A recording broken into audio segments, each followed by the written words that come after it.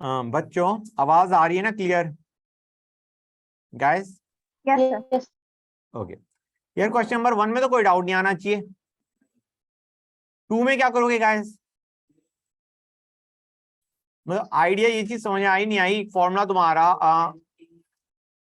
3/2 NRT होता है, तो N1T1 = N2T2 दे मारोगे। हाँ है ना बच्चों? क्वेश्चन नंबर 3 में कोई डाउट? भाई तुम्हारा टेम्परेचर सेम दे रखा है और हमें पता है speed is directly proportional to root of temperature by molecular mass. हाँ या ना? तो वहां से तुम्हारा टेम्परेचर कांस्टेंट है, basically molecular mass into speed का whole square is going to be constant, क्योंकि टेम्परेचर कांस्टेंट है। हाँ है ना बच्चों? तो उससे आंसर आ जाएगा। 4 में भी कोई डाउट नहीं आना चाहिए एज सच। 3/2 KBD करना है। 5th में कोई डाउट?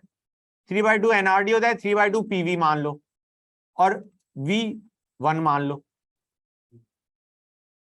क्वेश्चन नंबर 6 पे आ जाओ बच्चों, कोई दिक्कत नहीं आनी चाहिए इसमें। तो 7 पे आते हैं गाइस। 7 में मुझे बताओ, स्टेटमेंट फर्स्ट स्टेटमेंट ट्रू है क्या? 0 डिग्री सेल्सियस है, 0 केल्विन ना है, गलत है। बी में बताओ गड़बड़ कहां पे है बच्चों? ये गड़बड़ है नहीं है?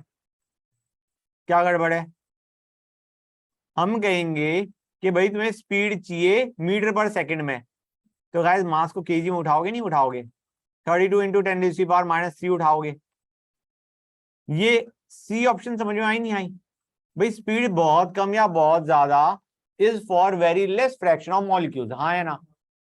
Clear guys? वो जो हमारा बोल्ट्जमैन कर्व था। गुड। 8 में कोई दिक्कत नहीं आनी चाहिए, 9 में कोई दिक्कत नहीं आनी चाहिए, 10 में कोई दिक्कत नहीं आनी चाहिए। नहीं है ना? हाँ उसका मॉलिक्यूल, हाँ जिसका एम नॉट कम उसका स्पीड ज्यादा। 11 में कोई दिक्कत नहीं आनी चाहिए ना ही, 12 में, 13 में भी नहीं, 14 में भी नहीं। सर। हाँ बेटा बोलो।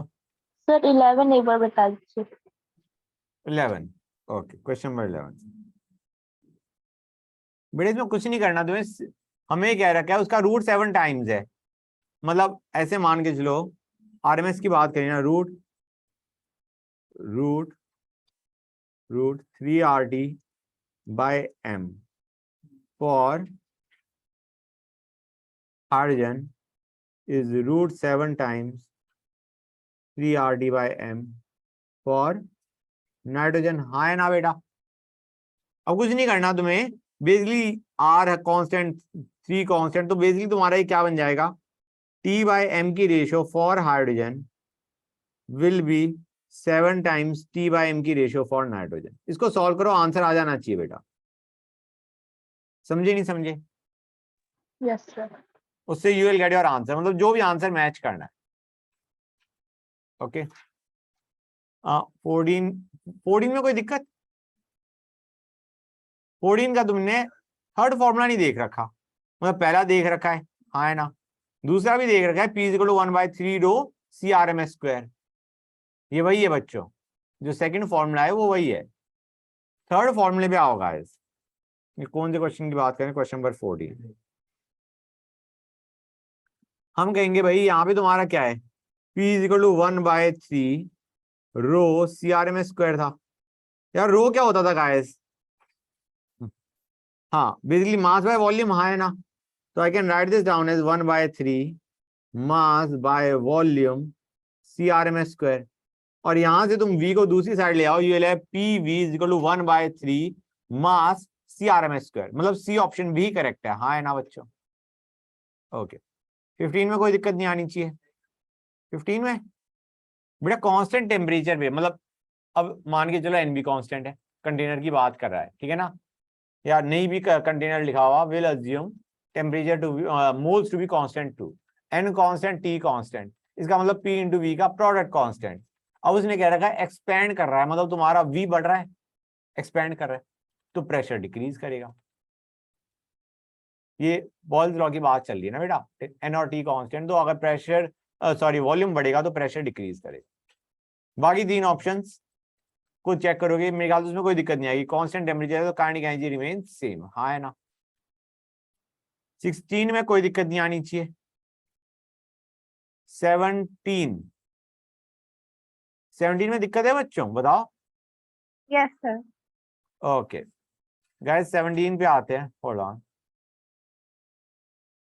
हाँ 17 गाइस, 17 में हमें 4 ऑप्शंस क्या दे रखी हैं? अच्छा एक ऑप्शन इधर है गाइस, एवरेज। पहली चीज स्टेटमेंट तो करेक्ट है, हाँ है ना बच्चों? बताओ गाइस। प्रॉब्लम आ सकती है तुम्हें बी में, बी थोड़ा सा वीक सा है कि lighter gases will have more uniform speed distribution pattern as compare to heavier gases. भाई ऐसे मान के चलो लाइटर गैसेस हैं तो उनमें जो तुम्हारा, ये स्टेटमेंट करेक्ट है बेटा, ये स्टेटमेंट करेक्ट है कि उनका मोर यूनिफॉर्म स्पीड डिस्ट्रीब्यूशन है। मतलब उनका ऐसे मान के चलो, ये कर मैंने कराया नहीं, लेकिन थोड़ा बहुत अगर तुम रिलेट करोगे चारों ऑप्शंस में से सबसे ज्यादा इनकरेक्ट कौन सा है तो तुम कंक्लूड कर ही लोगे। But I just want to tell you, एक है ये, एक है तुम्हारा ये। हम कहना चाह रहे हैं this will be for the heavier gases and this will be for the lighter gases, that is what we are trying to say, कि जो तुम्हारा स्पीड का डिस्ट्रीब्यूशन है वो ज्यादा यूनिफॉर्म लाइटर गैसेस के केस में है as compare to heavier gases. समझ में आ रहा है नहीं आ रहा है बच्चों? काइंड ऑफ यूनिफॉर्मली डिस्ट्रीब्यूटेड है। क्लियर? तो बी इज करेक्ट। सी तुम समझ सकते हो स्टेटमेंट वाइज ही इनकरेक्ट है। भैया है molecules of heavier gas will move at a lower speed as compare to any molecule of lighter gas. यार एनी मॉलिक्यूल तो नहीं कह सकते, लाइटर गैस में तुम्हारा कोई ना कोई मॉलिक्यूल होगा नहीं होगा जिसकी स्पीड कम होगी, लाइटर गैस में भी। तो सी इज इनकरेक्ट। डी मैंने तुम्हें पढ़ाया नहीं अभी। Collision frequency is directly proportional. Collision frequency होता क्या है पहले उसे समझ लो। देखो गाइस जब पढ़ेंगे तब क्वेश्चन नहीं कर रहे होंगे, तो अभी इधर ध्यान दो। कोलिजन फ्रीक्वेंसी तुम्हारा होता है number of collisions per second per unit volume, that is how we define collision frequency. लिख लो कहीं, collision frequency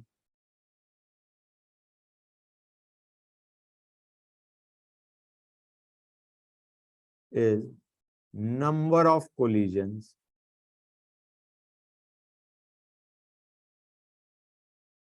per second per unit volume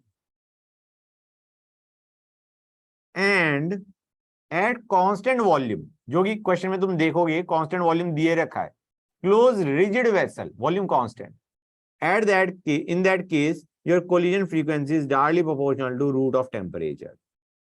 This is when V is constant. Clear है guys? हाँ temperature ratio आ रहा, square root of absolute temperature base. मतलब idea is D option is correct, that's the whole point. ठीक है बच्चों, 18 में कोई डाउट नहीं आना चाहिए। 19, हाँ बेटा, बेटा रेशियो टेम्परेचर सेम है बेटा। हम कहेंगे मॉलिक्यूलर मास के रूट के इनवर्सली प्रोपोर्शनल होता है, हाँ है ना, रूट टी बाय एम के प्रोपोर्शनल। टेम्परेचर दोनों का सेम है तो मॉलिक्यूलर मास की रेशियो ले लो 32/48, 2/3 आएगा क्या बच्चों? हाँ करेक्ट, गुड। 19 हो जाएगा, 20 हो जाएगा, 21 पे आते हैं। 21 में कितने बच्चों को दिक्कत आई? फील, हाँ डी तो मतलब स्टेटमेंट वाइज करेक्ट है बच्चों, ठीक है ना guys? Collisions are elastic, we know that. Point is क्या वो एक्सप्लेन कर रहा है कि तुम्हारा बेसिकली टेम्परेचर कम हो गया, ठीक है ना बच्चों? टेम्परेचर हमने कम कर दिया तो ये पूछना चाह रहा है कि बलून कोलैप्स क्यों कर गया। हम कहेंगे भाई जब टेम्परेचर डिक्रीज हो गया तो तुम्हारी स्पीड डिक्रीज हो गई, तो it is colliding with the walls with a lesser speed. मतलब तुम्हारा एक तरीके से हम ये कह सकते हैं प्रेशर कम हो गया, राइट? अब अगर प्रेशर अंदर कम है बाहर ज्यादा है तो क्या होगा? कॉन्ट्रैक्शन होगा नहीं होगा? तो बस वही चीज है, ठीक है गाइस? 22 में कोई दिक्कत नहीं आनी चाहिए, 23 में भी नहीं आनी चाहिए, 24 में भी वैसे नहीं आनी चाहिए अनलेस कि बच्चों ने एक्सप्रेशन देख के डर गए हो। सर 23 में आ रही है। 23 में आ रही है बेटा, टेम्परेचर कांस्टेंट बता रखा है हमें तो स्पीड तो कांस्टेंट रहेगी बेटा, हाँ है ना? Root mean square, speed constant होगी नहीं होगी? For that particular gas only अगर तुम्हारा टेम्परेचर कांस्टेंट है तो रूट मीन स्क्वायर स्पीड भी तो कांस्टेंट होगी। वही रहेगी, हाँ है ना। ये तो वही क्वेश्चन हो गया ना जो मैंने बताया था कि टेम्परेचर कांस्टेंट है, प्रेशर डबल कर दिया तो रूट मीन स्क्वायर स्पीड क्या होगी, हम कहेंगे प्रेशर डबल हुआ होगा, वॉल्यूम हाफ भी हुई होगी, हाँ है ना बेटा, याद आ गया। यस सर, और आप सर 24 भी एक्सप्लेन कर दो। ओके, क्वेश्चन नंबर 24 पे आते हैं।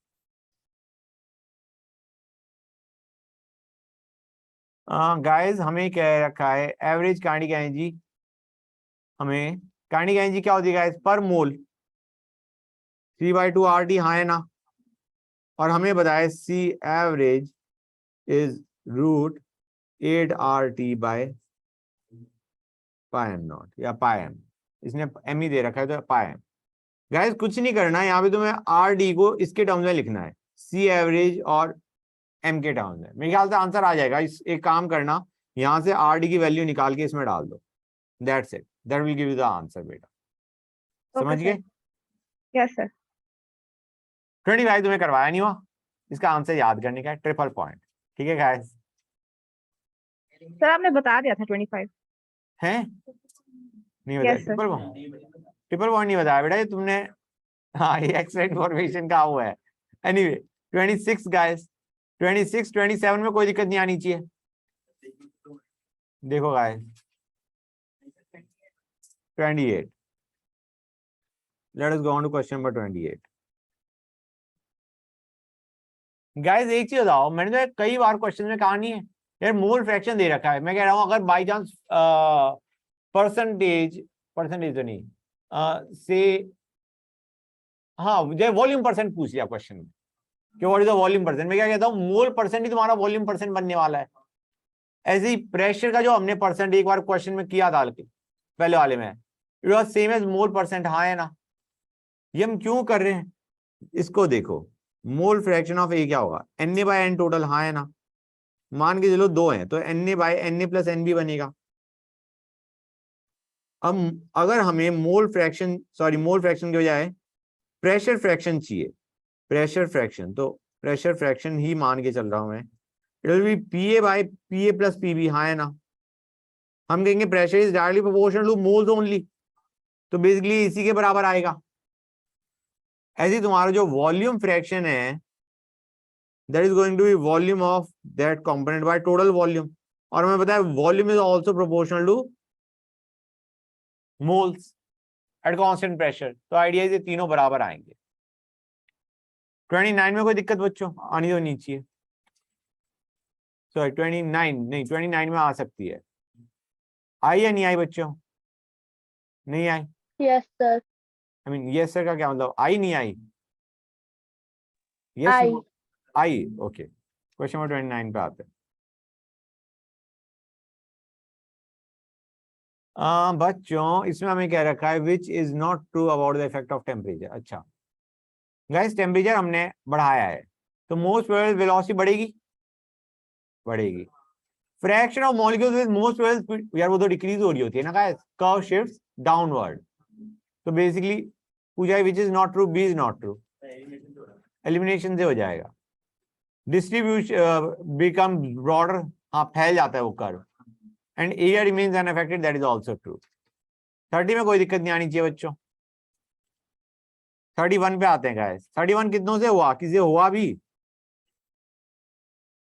डाउट आना चाहिए था। गाइस कुछ ऐसी बात करी है, ध्यान से समझो, ये है हमारा, ये है हमारा गैस अंदर जा रही है, समझ में आ रहा है नहीं आ रहा है बच्चों। पहले हमने हाइड्रोजन फेंकी, फिर कोई गैस एक्स फेंकी, पहले हाइड्रोजन डाली फिर हमने गैस एक्स डाली, ठीक है बच्चों, क्लियर है गाइस, दोनों को सेम टाइम तक हमने फेंका अंदर, ठीक है गाइस। और जब हम फेंक रहे थे अंदर, मतलब पहले एक हाइड्रोजन फेंकी फिर एक्स फेंकी, उनको सेम प्रेशर पे फेंका गया है, हाँ है ना बच्चों। ओके, हमें पूछा गया है what is the molecular mass of unknown gas, पहली चीज यार कुछ ज्यादा ही इंफॉर्मेशन दिख रही है, हाँ या ना। हम ऐसे कहेंगे, हमें पता है जो फॉर्मूला होता है वो होता है P/√m, रेट ऑफ एफ्यूजन के लिए, यहाँ पे एफ्यूजन इनसाइड द कंटेनर है, हाँ है ना। ओके, अब यहाँ पे हमें पता है रेट ऑफ एफ्यूजन का कुछ हमें करना है, राइट। अब 1 सेकेंड गाइस, 1 मिनट रुक जाओ, ठीक है, हाँ ठीक, प्रेशर हमें सेम दे रखा है ना। तो गाइस मैं क्या कह रहा था तुम्हें, हमें वो पूछा गया है क्या, फाइनली बता रखा है कि कंटेनर के अंदर मोल्स कितने हैं हमारे पास, 0 पॉइंट नहीं, उसमें हाइड्रोजन का कंटेंट 0.7 है। ठीक है, we are given the content of hydrogen as 0.7 moles. अब गाइस ऑब्वियसली बात है, हाइड्रोजन के साथ साथ एक्स भी होगा उसमें। हमें प्रेशर दे रखा है, दिख रहा है बच्चों, वॉल्यूम दिख रहा है, टेम्परेचर दिख रहा है। यार मोल्स टोटल निकलाएंगे नहीं निकलाएंगे बच्चों? हाँ है ना, पीवी को एनआरडी करो, एन टोटल आ जाएगा नहीं आ जाएगा? गुड। अब एन टोटल में 0.7 मोल्स तो हाइड्रोजन ठहरा, तो एक्स के कितने मोल होंगे बच्चों? एन टोटल माइनस 0.7, हाँ या ना? अब हमें दोनों के मोल्स पता चल गए जो कि एफ्यूज कर गए इनटू द कंटेनर, हाँ या ना?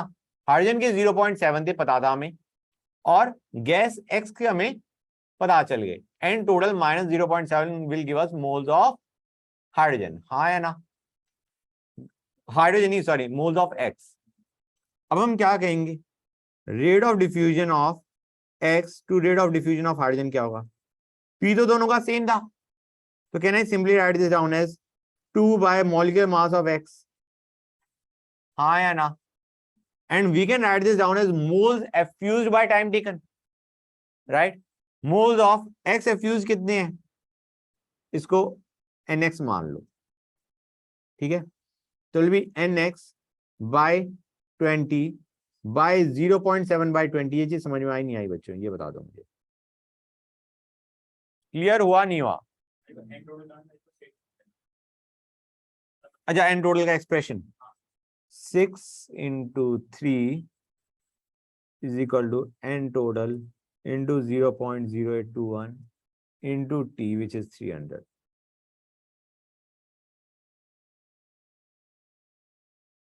समझ में आया या नहीं आया? क्लियर है गाइस? एन टोटल से हमें पता चल गया मोल्स ऑफ एक्स कितने हैं जो कि अंदर आए हैं, एफ्यूजन के बाद मोल्स अंदर आ रहे हैं, ठीक है ना गाइस? हमें दोनों के मोल्स पता चल गए, हाइड्रोजन के 0.7 और एक्स के एन टोटल माइनस 0.7। हमने कहा this is the rate of effusion guys, हाँ है ना बच्चों? बेसिकली पी दोनों का सेम था, पी उड़ गया तो मॉलिक्यूलर मास की रेशियो आ गई, and that will be equal to moles effused by time taken and moles effused by time taken for both the gases. बच्चों इस क्वेश्चन में कितनों को डाउट है? अब किसी को भी डाउट नहीं है? गुड। क्वेश्चन नंबर 32 पे आते हैं। सर 31 वाला एडवांस में आया था। Okay, I did not know that, anyway. और समझ में आ गया? गुड। Yes sir. 32 में वेपर डेंसिटी दे रखी है और सारे मास अलग अलग हैं, वेरी नाइस, गुड। हाँ क्या? हाँ, और फिर हाँ, और उसके बिना भी हो रहा था। नहीं मतलब डाउट, डाउट क्या था? अच्छा मतलब वैसे डाउट है क्वेश्चन में? हाँ मैं अभी करवाता हूँ, ध्यान दो। CXHYOZ गाइस तुम्हें दिख रहा है तीनों प्रेजेंट है,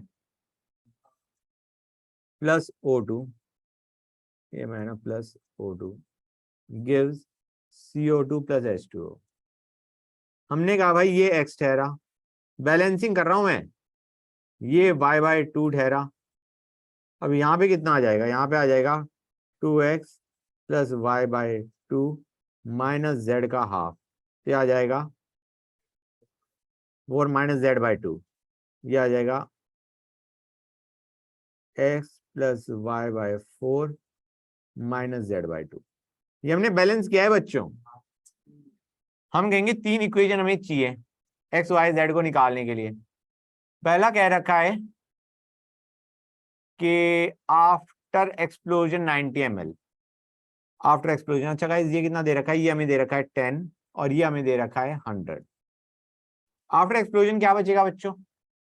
CO2 एंड O2 अनरिएक्टेड।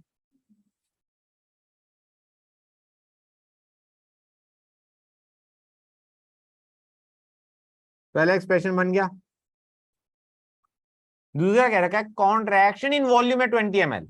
उसने फाइनल वॉल्यूम नहीं दे रखी, कॉन्ट्रैक्शन इन वॉल्यूम दे रखा है 20 ml। कॉन्ट्रैक्शन किसकी वजह से आ रहा होता है बच्चों? CO2 की वजह से। That is your second equation. समझ गए गाइस? अब आते हैं थर्ड इक्वेशन पे। मॉलिक्यूलर मास बंदे ने बता रखा है 46, हाँ है ना, वेपर डेंसिटी 23, मतलब मॉलिक्यूलर मास 46। हम कहेंगे भाई कार्बन का 12x, हाइड्रोजन का y, ऑक्सीजन का 16z इज इक्वल टू 46। तीन इक्वेशन, तीन वेरिएबल, सॉल्व हो जाएगा नहीं हो जाएगा बच्चों, बताओ? Very nice. अब गाइस यार मैं एक चीज और बताता हूँ, इसको थोड़ा सा मतलब नेक्स्ट क्वेश्चन में भी करूंगा इसे। गाइस कई बार हम क्या कर रहे होते हैं, इस एक्सप्रेशन में कोई दिक्कत नहीं, तीनों से हमारे जो इक्वेशन बनी उनसे आंसर आ जाएगा। कई बार हम क्या करते हैं, कॉन्ट्रैक्शन की टर्म्स में ही करना चाह रहे होते हैं। हम कहेंगे यार यहाँ पे तो हमें कॉन्ट्रैक्शन दे रखा था, आसानी से हो गया। यहाँ पे तो हमें फाइनल वॉल्यूम दे रखी है। गाइस कॉन्ट्रैक्शन क्या होता है? Initial minus final. इनिशियल कितना था बच्चों हमारे पास? एक्सप्लोजन से पहले कितना था? 110, 10 + 100। फाइनली कितना बचा? 90। तो कॉन्ट्रैक्शन कितने का है? 20 का। Now 20 will be equal to, contraction के लिए हम क्या करते थे, hydrocarbon plus oxygen reacted minus CO2 form. Hydrocarbon कितना था? 10। ऑक्सीजन रिएक्टेड कितना है?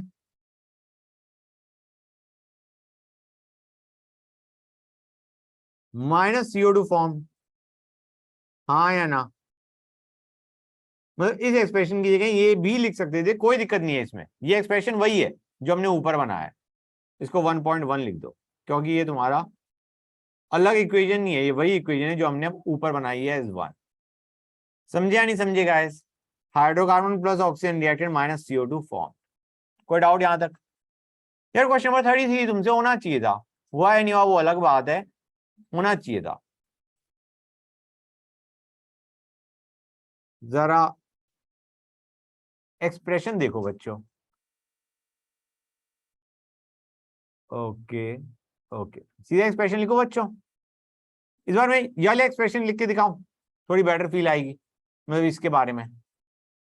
हम कहेंगे 25 है फाइनली, और पहले था 35, तो 10 will be equal to 5 + 5 into X plus Y by 4 minus 5x। ये पहली इक्वेशन आ गई, और दूसरी आ गई इट डिमिनिश टू 15 ml। मैं इसमें फिर से कॉन्ट्रैक्शन देखता हूं, 25 और 15 में डिफरेंस कितने का आता बच्चों?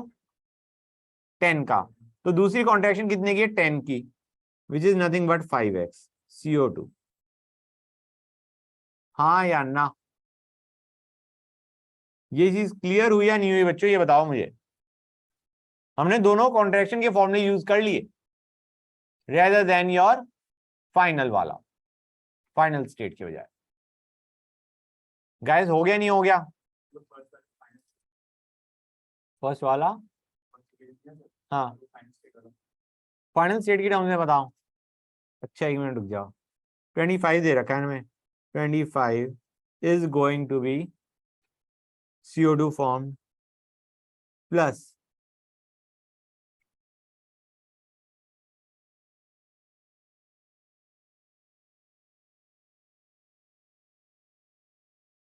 पहले वाले का समझ आ गया, और दूसरे वाले का क्या आने वाला हुआ? This is equal to 15। समझ गए गाइस? ओके। 34 में कोई दिक्कत नहीं आनी चाहिए, 35 में कोई दिक्कत नहीं आनी चाहिए, 36 में भी कोई दिक्कत नहीं आनी चाहिए। 37 भयंकर क्वेश्चन है गाइस, गजब क्वेश्चन है। ठीक है गाइस, 36 का कोई दिक्कत नहीं ना, 37 पे आ जाओ बच्चों।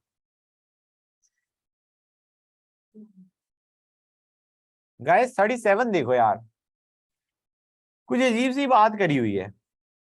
Composition of the gases mixture effusing out. पहली चीज गाइस इतना भी डिफिकल्ट नहीं है जितना लग रहा होता है क्वेश्चन को पढ़ के। ये पूछ रहा है composition of the gases mixture effusing out, मतलब मोल्स जो बाहर निकल रहे हैं उनमें मोल्स ऑफ हीलियम और CH4 कितने हैं, ये पूछा जा रहा है क्वेश्चन में। हम कहेंगे यार रेट ऑफ एफ्यूजन को हम क्या लिखते थे? P/√m की रेशियो ले रहे होते थे, R1/R2 = P/√m की रेशियो फॉर बोथ। और उसको हम क्या लिखते थे? मोल्स एफ्यूज बाय टाइम टेकन दोनों के लिए, यार दोनों का टाइम टेकन सेम होगा, तो मतलब एक तरीके जो रेट ऑफ एफ्यूजन की रेशियो है ये वही पूछा है। समझ में आ रहा है नहीं आ रहा है बच्चों? मैं फिर से बताता हूं। हाँ, rate of helium to rate of CH4 will be P by root m for helium to P by root m for CH4, and it is equal to moles of helium effused by time taken by moles of CH4 effused by time taken, है ना? हम कहेंगे time taken दोनों के लिए same है। अब guys ये क्या है? ये यही तो बता रहे हैं, moles of helium to moles of CH4 effused, हाँ है ना? मतलब actually this is the thing that they are asking us in the question. ये जो है इसको, क्योंकि टाइम सेम है, this is moles of helium effused by moles of CH4 effused. यार यही रेशो तो पूछी गई है क्वेश्चन में, ध्यान से देखो। What is the composition of the gas mixture effusing out? समझ में आ रहा है नहीं आ रहा है बच्चों? तो गाइस यहाँ पे मिसिंग चीज क्या है, कोई बताएगा मुझे? मतलब इस पूरे एक्सप्रेशन में मिसिंग चीज इन द सेंस, तुम ये मत कहना सर ये चीज मिसिंग है, यही चीज पूछी गई है। जब तुम निकालने लगोगे, इसको निकालने में तुम्हें क्या चीज नहीं पता? प्रेशर नहीं पता, हाँ है ना? मॉलिक्यूलर मास पता है, what is missing is the pressure. Pressure की जगह गाइस, अब यहाँ पे प्रेशर की तो कुछ बात करी नहीं हुई, राइट? प्रेशर की जगह हम मोल्स भी लेते हैं, तुम्हें याद होगा, क्योंकि moles is directly proportional to pressure, जितने ज्यादा मोल्स उतना ज्यादा प्रेशर, राइट? तो गाइस अगर हम यहाँ पे मोल्स की रेशो ले लें, पहली चीज गाइस तुम देख रहे हो यहाँ पे प्रेशर की रेशो आ रही है, प्रेशर की रेशो की जगह हम मोल्स की रेशो भी ले सकते हैं, राइट? मतलब हमें रेशो चाहिए, हमें एक्चुअली मोल्स भी नहीं चाहिए, we just need the ratio. Guys अब क्वेश्चन पे आओ, डेंसिटी दे रखा, प्रेशर दे रखा, टेम्परेचर दे रखा, मॉलिक्यूलर मास निकलाएगा, हाँ या ना? गुड। ये मॉलिक्यूलर मास किसका है बच्चों? This is molecular mass of gaseous mixture. हम कहेंगे let the mole of helium be x, तो हम कहेंगे x into 4 plus total moles 1 मान के चल रहे हैं हम, plus 1 minus x into 16 by 1, 1 minus x plus 1, sorry 1 minus x plus x, हाँ है ना बच्चों? यहां से x निकल गया, नहीं निकल गया? हमें ये पता चल गया अगर टोटल मोल्स 1 है तो what are the moles of helium and what are the moles of CH4, x and 1 minus x. Guys अब एक काम करो, rate of helium to rate of CH4 में P of helium by P of CH4 है, P की जगह क्या लो? Moles. It is going to be x by 1 minus x. ये चीज समझ में आई नहीं आई? Root of molecular mass of CH4 which is 16 bye molecular mass of helium which is 4। ये आंसर है तुम्हारा बच्चों, दिख रहा है नहीं दिख रहा है गाइस? बोलो।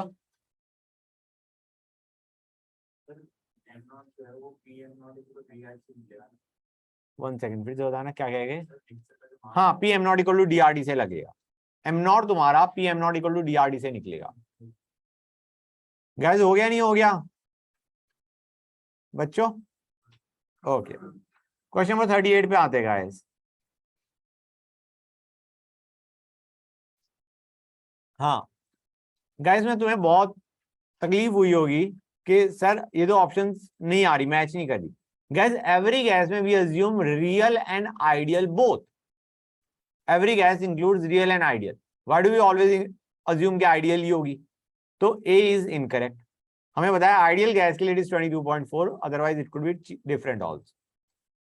बी तुमने पढ़ानी है अभी, कंप्रेसिबिलिटी फैक्टर बतानी है, अभी पता चलेगा, तो गिव इट सम टाइम। उसके बाद ये क्वेश्चन, ये स्टेटमेंट बड़ी आसान लगेगी। क्रिटिकल स्टेट का मतलब होता है क्रिटिकल कंडीशन, ठीक है ना? वो अभी हम डिस्कस करेंगे।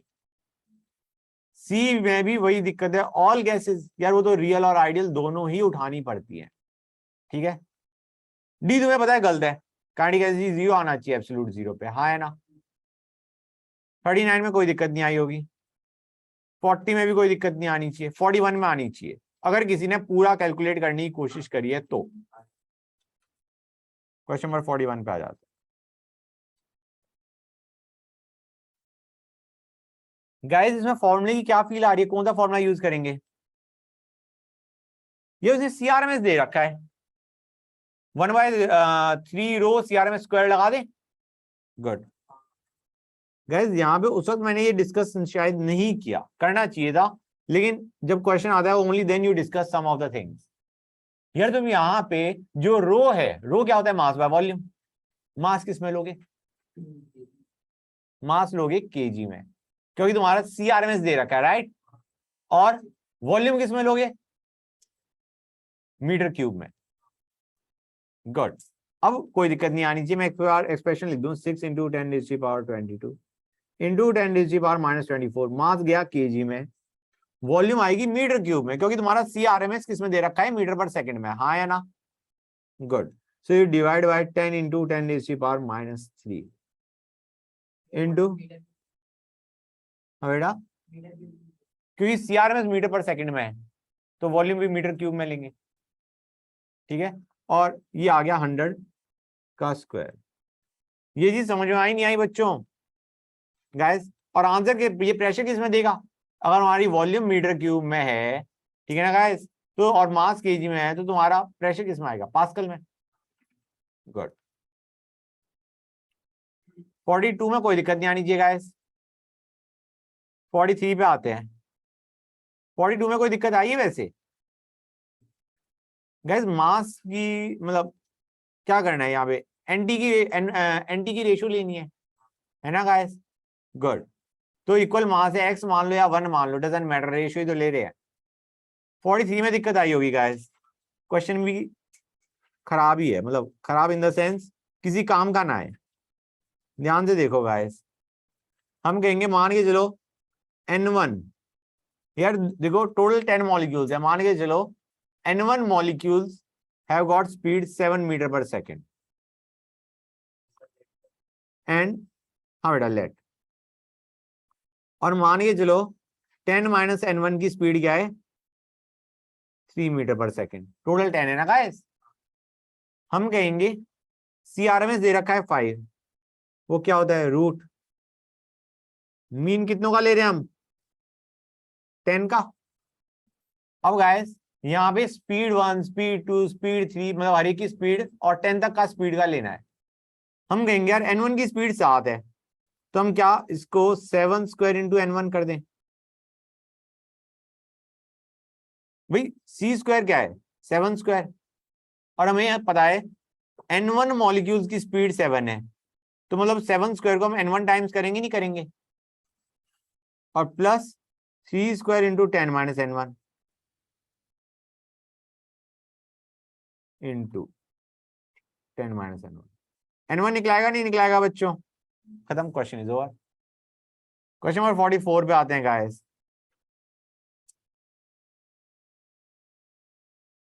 हम कहाँ पे थे गाइस? देखो कुछ अजीब सी बात कर रहे हैं, टेम्परेचर की बात करी नहीं है ना, प्रेशर की बात कर रहे हैं।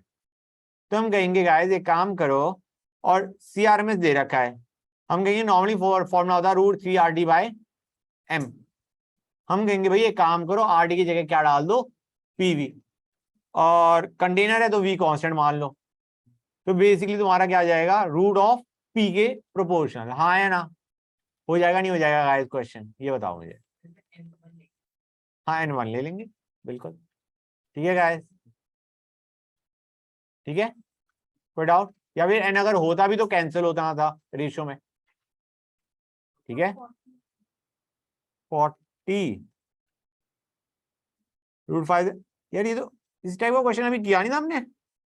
40, अभी देखो हम कहेंगे भाई root mean square speed is √5 times that of nitrogen. बेटा पहली चीज यार, वो उसमें जो 3R है वो तो कट जाना है, तो बेसिकली √T/m बनेगा। हम कहेंगे √T/m for hydrogen is √5 times √T/m for nitrogen. बस T की रेशो पता चल जाएगी तुम्हें, उससे तुम शायद क्वेश्चन निकाल भी पाओगे, ठीक है ना बेटा? मौलिक मास तो तुम्हें पता ही है हाइड्रोजन और नाइट्रोजन का, उससे आंसर आ जाना चाहिए most probably. Okay guys, sheet is done. Question number 40, रुक जाओ एक minute. Just a second, guys. Question number 44. हम कहेंगे CRMS is √3RD/m, जिसकी जगह √3PV/m भी कर सकते हैं, राइट? और इसको बेसिकली √P के प्रोपोर्शनल कर सकते हैं, तो C1/C2 will be equal to √P1/P2। P1/P2 की वैल्यू पूछिए और C1 C2 दे रखा है। अब समझ आया नहीं आया बेटा? ध्यान रखना होता है, फाइनल टू इनिशियल पूछा है तो CRMS फाइनल टू इनिशियल की रेशियो चाहिए। ठीक है गाइस, किसी बच्चे को कोई डाउट यहां तक? गुड, नाइस, स्टॉप कर दें।